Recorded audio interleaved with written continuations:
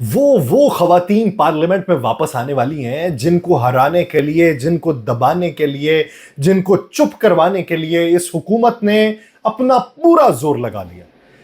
वो शख्सियत कि जिसकी पार्टी का झंडा निकालने पे भी कारकुनान को गिरफ्तार कर लिया जाता है, उसकी तस्वीर पार्लियामेंट की बैरूनी दीवारों के ऊपर आज आवेजा हो चुकी है।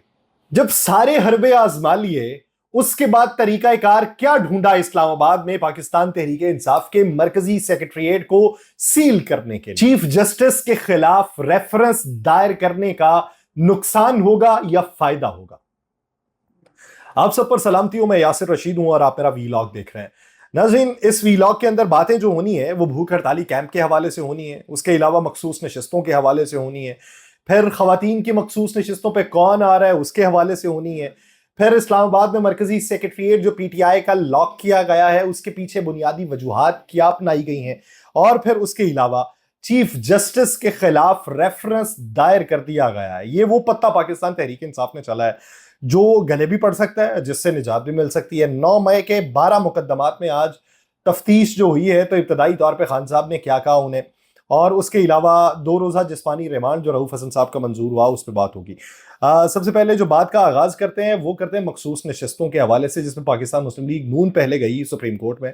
और उसने जाके नजरसानी अपील दायर कर दी। इब्तदाई तौर पे हमें ये बताया गया कि जी पार्टीज जो हैं वो नहीं जाएंगी, इनफरादी तौर के ऊपर वो जो मुतासिरीन है जिन्होंने हल्फ उठाया था कौमी असम्बली में जाके, वो मुतासिरीन अगर फर्द वाहिद के तौर पे, इंडिविजुअल के तौर पे जाना चाहें तो कोई कदगन नहीं, लेकिन अब बतौर पार्टी पाकिस्तान पीपल्स पार्टी ने फारूक एच नाइक के तवसुत से वहां पर दरखास्त दायर की है नजरसानी के हवाले से, और उन्होंने मौक़िफ़ ये अपनाया है कि नशिस्तें खाली रखी जा सकती थी, आपने उनको तफवीज़ कर दी जो इसके अंदर अपील पे भी नहीं आए हुए थे। फिर उसके अंदर ये बात हुई कि जिस पार्टी ने ना तो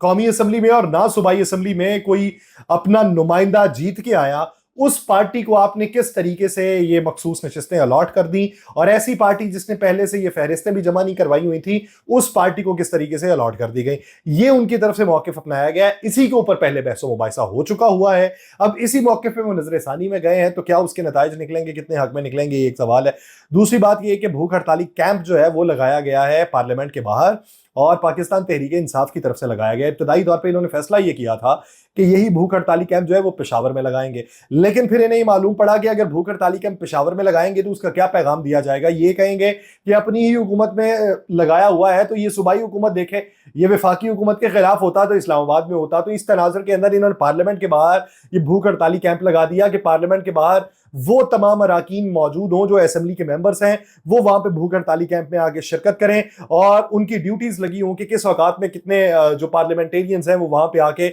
शिरकत करेंगे। वहां पे तस्वीर जो उठाई गई हैं वो इमरान खान की उठाई गई हैं, और पार्लियामेंट का जो बैरूनी हिस्सा है जिस पे जंगला लगा हुआ है, उस जंगले के ऊपर इमरान खान के पोस्टर बड़े बड़े से आवेजा कर दिए गए हैं। हैरत की बात आप ये देखिए कि पाकिस्तान तहरीक इंसाफ को ना कॉर्नर मीटिंग की इजाजत होती है, ना उनके कारकुनान सड़कों पे निकल के एहतजाज कर सकते हैं, उनके लिए दफा 144 लग जाती है, उनके झंडे भी नहीं निकाले जा सकते। तो उन्हीं लोगों ने पार्लियामेंट की बैरूनी दीवारों के ऊपर इमरान खान की तस्वीर को आवेजा कर दिया है कि जाएं फिर जो कर सकते हैं कर लें। दूसरी तरफ इस्लामाबाद पाकिस्तान तहरीक इंसाफ का मरकजी सेक्रेटरीट, रऊफ हसन साहब को वहां से गिरफ्तार किया जाता है। रऊफ हसन के ऊपर इल्जाम यह है कि वो यहां पे बैठ के बैनुल अक़वामी सतह के ऊपर पाकिस्तान मुखालिफ प्रोपेगेंडा कर रहे हैं और उसकी सरबराही कर रहे हैं, जिस ज़िम्न के अंदर उनको गिरफ्तार किया गया। और अब ये कहा जा रहा है कि वो डिवाइसेस बरामद करनी है, लेकिन वो डिवाइसेस बरामद करने के पीछे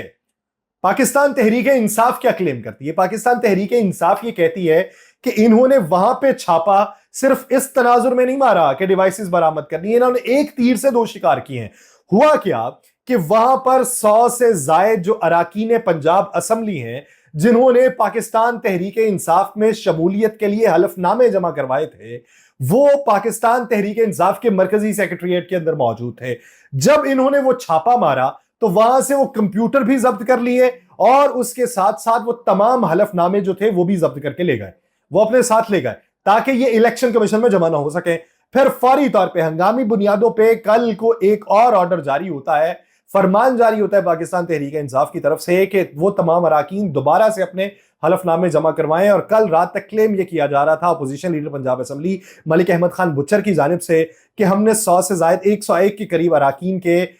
جو